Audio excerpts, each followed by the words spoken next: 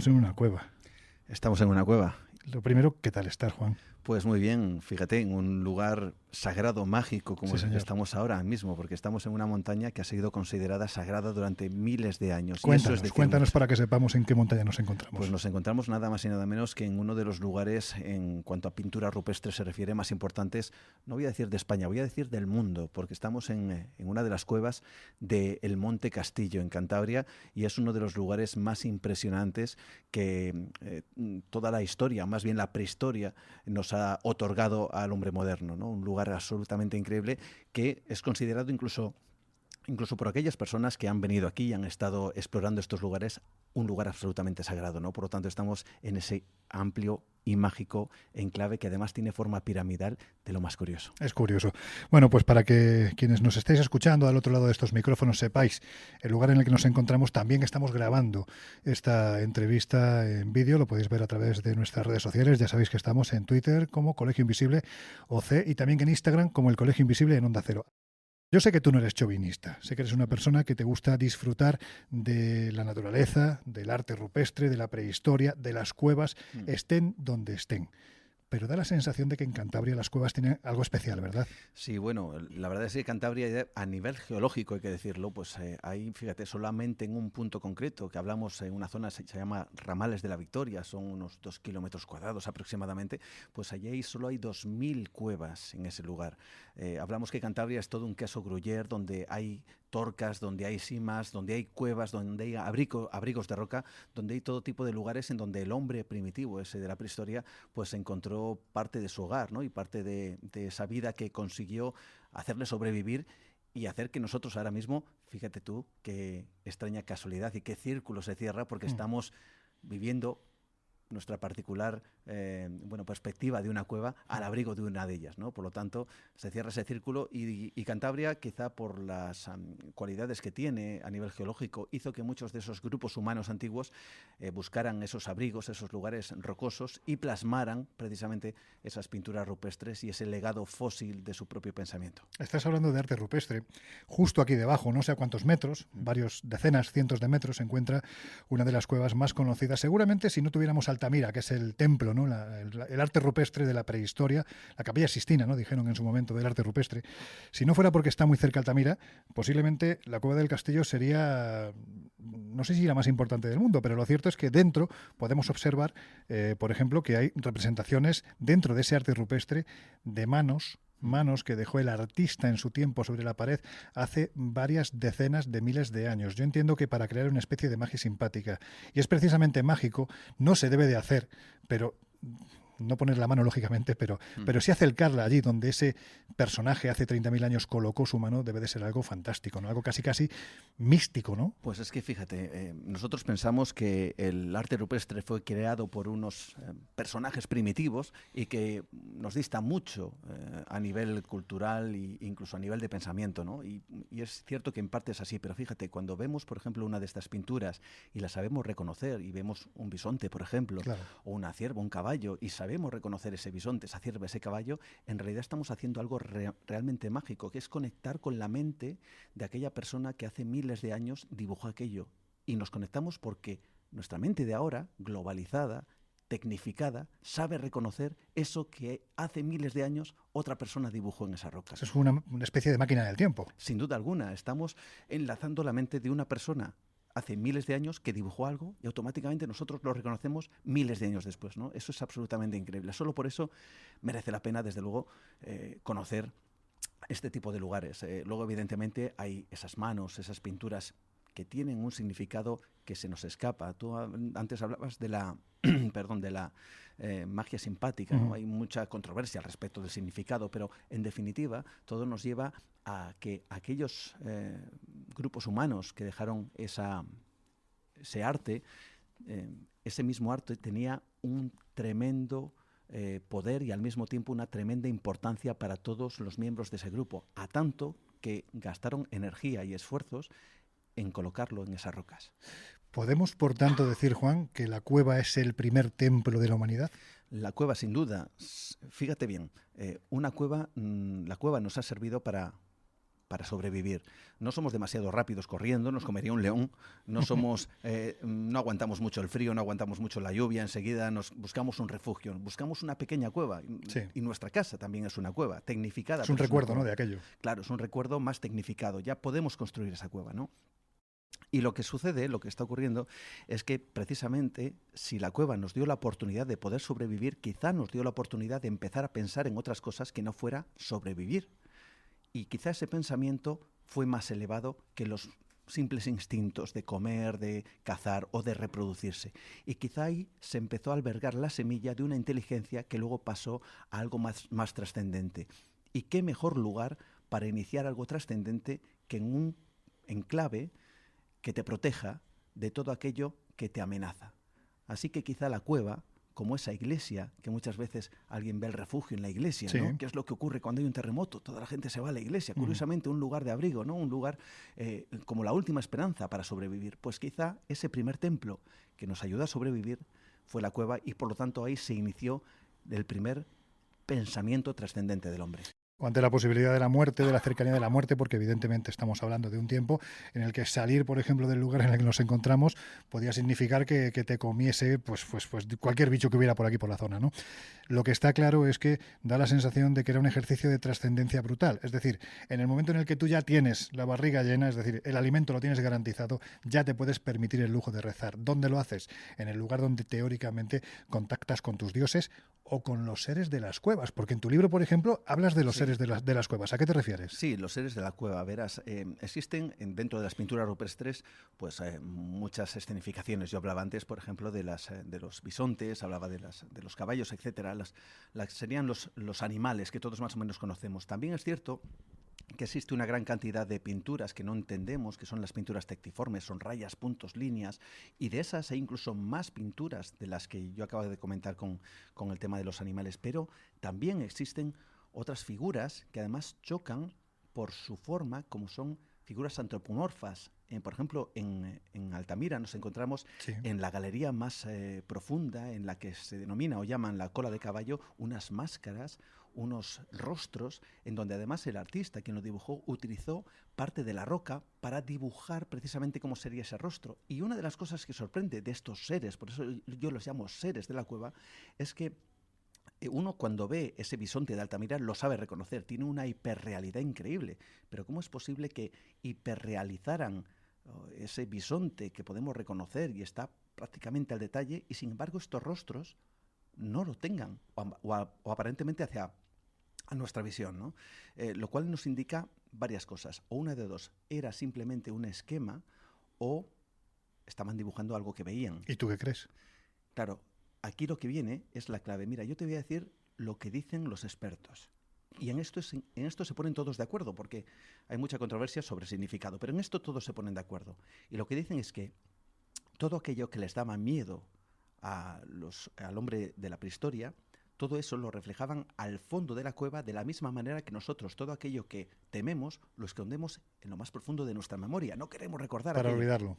Eso es. Y de alguna forma eso que estaban dibujando, esos seres de las cuevas, les daba el suficiente miedo como para dejarlo en lo más profundo de la cueva, esconderlo en ese lugar. Como encerrarlo casi, ¿no? Encerrarlo prácticamente, ¿no? Y en eso, ojo, no es una elucubración mía, es algo que cualquier experto en prehistoria más o menos te va a decir que está absolutamente de acuerdo en ello, ¿no? Por lo tanto, la mayoría de estos seres de las cuevas están al fondo como si aquello fuera lo que fuera.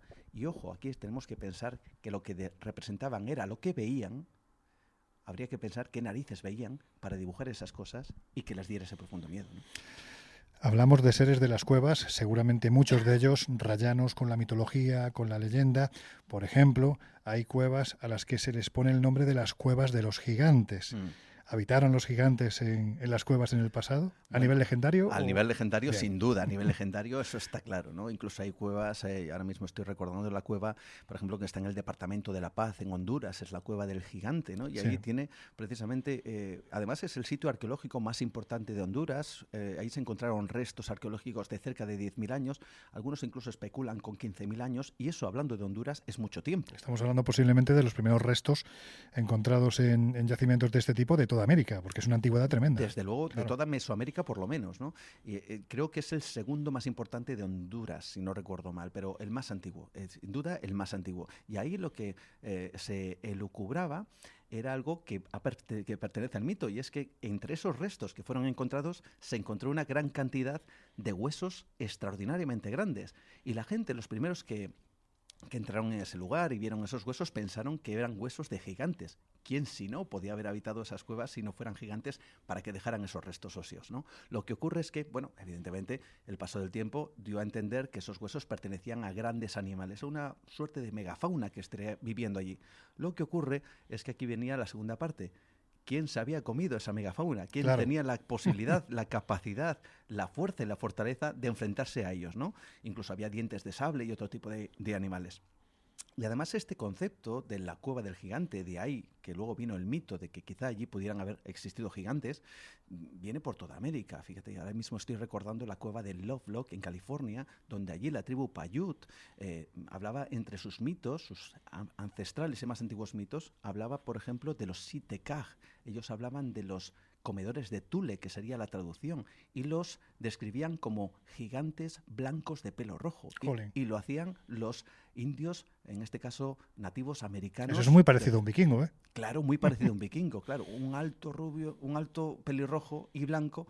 Bueno, pues quién sabe si hubo, no sé si decir unos viajeros de algún lado de Europa, no lo sé, de enorme talla, que evidentemente para ellos representarían gigantes. Y a partir de ahí, pues sus mitos, sus leyendas engrandecieron esa figura.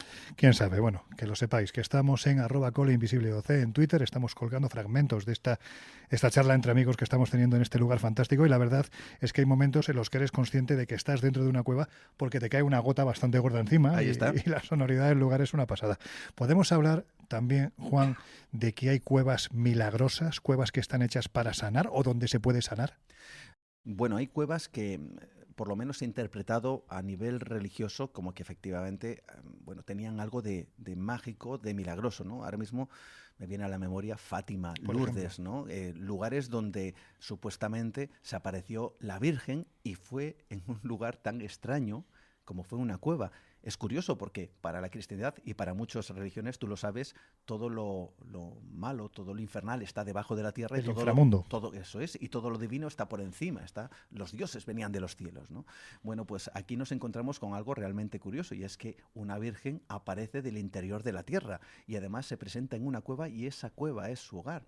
Fíjate, el mismo hogar que, por ejemplo, utilizó Zeus para su instrucción, porque Zeus huye de su padre Cronos, se mete en una cueva y ahí vamos a decir que coge toda la sabiduría como dios griego. Pero curiosamente también lo hace Apolo en una cueva. Curiosamente también Mahoma huye de una serie de grupos religiosos de la zona, se mete en la cueva Iria y como Zeus adquiere sus conocimientos por parte en la cueva Iria, en este lugar. Y también tenemos que pensar en Jesús de Nazaret, que también nace en una cueva. También podemos hablar de Mitra, que nace en una cueva. Es decir, parece que todo lo divino, todo lo milagroso, curiosamente no está en los cielos, sino está en el interior de una cueva. En el inframundo, qué curioso. Podemos hablar también, Juan, de un concepto quizás, bueno, pues no sé si menos trabajado, menos estudiado, como es el de la posibilidad de que las cuevas, algunas cuevas, alberguen algún tipo de maldición. ¿Podemos hablar de cuevas malditas? Sí, podemos hablar de lugares que por lo menos se han ganado a pulso el que las llamen así. Antiguamente es cierto que las cuevas, por ejemplo, o que tenían, bueno, pues una conexión directa, por ejemplo, con un volcán, pues claro, antiguamente cuando llegaron los españoles a América, pues se encontraron con esos volcanes y todas las entradas que tenían a ese volcán, pues claro, pensaban que era la entrada al propio infierno, ¿no? Claro. Para ellos era maligno, a tal punto que incluso cristianizaban el lugar poniendo crucifijos para intentar de alguna forma que el diablo no saliera de esas cuevas, porque pensaban que efectivamente esa era la misma entrada del infierno, claro. Pero es cierto que hay lugares que incluso a día de hoy se consideran malditos. Recuerdo ahora mismo uno de los más terribles. La historia es tremenda. Hablo de Rusia, la cueva de Sablinskaya. Es un lugar que está a unos 40 kilómetros del actual San Petersburgo, lo que fue Leningrado en su momento. Y tenemos que pensar que en el año 1940, en los años 40, durante la Guerra Mundial, durante el sitio de Leningrado, muchas personas que acabaron prácticamente desnutridas, y muchas de las personas que vivían en esa ciudad fueron literalmente cazadas por otros hombres para comérselos, porque los nazis, para que nos pongamos en situación, Hitler había ordenado cerrar la ciudad, que nada entrara y saliera y que la gente muriera de hambre. Entonces, primero la gente moría, no había nada que comer. Cuando no había nada que comer, la gente se comía a los muertos. Claro. Y cuando no había muertos, se comían a los vivos. Había verdaderas hordas, y esto se puede decir así, verdaderas hordas de personas que iban a la caza del hombre para comérselos, porque no había nada que comer. Y muchos salieron de allí, consiguieron escapar y se refugiaron en unas cuevas que se llama la cueva de Sablinskaya. Bueno, pues el problema fue cuando en el año 1971 el gobierno abre esas cuevas que tenían cierta historia, las abren al público. Y ahí descubrieron que todavía había gente viviendo en el interior de esa cueva que no se había enterado que la guerra había terminado. Bueno, pues a día de hoy, tan solo he de decirte que hay visitas, se pueden hacer visitas a ese lugar, pero lo que dicen es no te alejes de la zona segura, porque ya no es reciente, pero sí un antiguo documento por parte de la Unión Soviética que se desclasificó, es que allí desaparecen unas 20 personas al año y no se sabe nada de ellos, no se sabe no hay rastro, no dejan absolutamente ningún tipo de huella, no hay sus ropas, el material. Sí, no hay una forma de seguir la pista. No hay absolutamente nada, desaparecen unas 20 personas al año y de hecho lo que te dicen en esas visitas es no te alejes de la zona segura, porque si te alejas igual jamás sales. Y para ello, pues se ha creado toda una leyenda que desde luego la confiere como una cueva absolutamente maldita. A veces hay que hacer caso a lo que dicen los carteles. Estábamos hablando al principio de que la cueva no deja de ser ese lugar en el que se crea el primer templo, donde el ser humano realiza sus primeros ritos, pero hay que decir que en tiempos pero mucho más recientes, también ha habido sociedades secretas que han ido a las cuevas para hacer sus propios ritos, ¿no? Sí, bueno, fíjate, ahora mismo me estoy acordando de los masones. La masonería tiene su centro neurálgico, que está en Jerusalén, sí. Es la cueva de Sedequías. Fíjate, es una cueva, claro. Nada más y nada menos. Pero es que además dentro de sus ritos iniciáticos hay algo muy interesante, seguro que si nos está escuchando algún masón lo va a reconocer, y es el hecho de que para que sus iniciados transmuten, cambien o mueran de manera simbólica y renazcan a ese nuevo ser que supuestamente luego aceptará los preceptos de la masonería. La muerte espiritual, ¿no? Eso es, tiene que transmutar en el interior de una cueva. Antes se hacía de manera literal. A la persona se le metía en una cueva, tenía que estar 3 días sin comer, sin beber, prácticamente aguantando como podía, y luego salir de allí. De alguna forma tenía que demostrar que quería profundamente formar parte de la sociedad masónica y por lo tanto iba a estar dispuesto a sufrir ese sacrificio, ¿no? Alguien que no estaría dispuesto a sufrir el sacrificio se marcharía antes. Bueno, pues ahora mismo evidentemente dentro de una cueva ya no pueden hacer ese ritual, pero sí tienen una habitación donde hacen un ritual muy parecido. ¿Y cómo se llama esa habitación? Pues se llama la cueva. La cueva, hay nada más y nada menos. Y es que en el fondo la cueva, y ya sí te puedo hablar de tiempos muy remotos, no deja de ser un camino iniciático, porque no todo el mundo se puede meter en una cueva.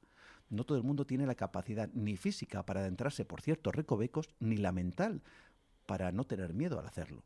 Y eso, de alguna forma, incluso ya en épocas muy remotas, ya distinguía a los miembros del grupo. No todo el mundo podía entrar en una cueva, por lo tanto, no todo el mundo era igual. Y aquel que lo conseguía, de alguna forma, puedo decir que tendría cierto estatus o cierta, no sé si definición de poder dentro de ese mismo grupo.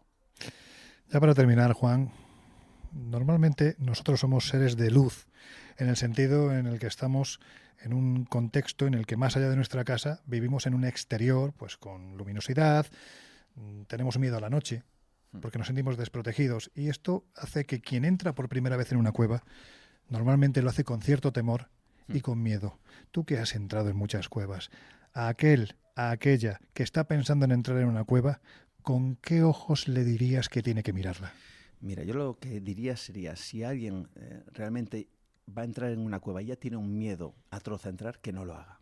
Que no lo haga porque el miedo le puede paralizar. Porque yo he visto, te puedo decir, en Islandia, cómo entramos en una cueva buscando un ser extraordinario que se llama el Draugr, que algún día te contaré la historia, cómo entrando en una cueva, una de las personas que estaba allí se paralizó absolutamente, no podía avanzar en mitad de esa cueva, se había quedado totalmente bloqueada y no le había pasado absolutamente nada, no había tenido ningún problema, ni se había caído, ni había tenido ningún percance, pero fue una presión tan absoluta por verse atrapada en ese lugar que no podía dar un paso. Había un bloqueo mental, ¿no? Y al final conseguimos sacarla de allí, para que veamos que si alguien tiene cierto reparo, que jamás entre, porque la cueva en sí mismo ya es una barrera en donde ya distingue quién le deja entrar y quién no va a poder entrar.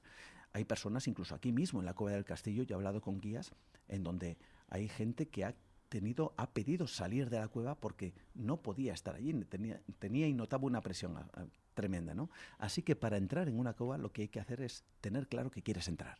Eso para empezar. Y una vez que tienes eso claro, hacerlo con respeto. Porque hay algo que incluso los guías a día de hoy comentan, y es el chamán de la cueva.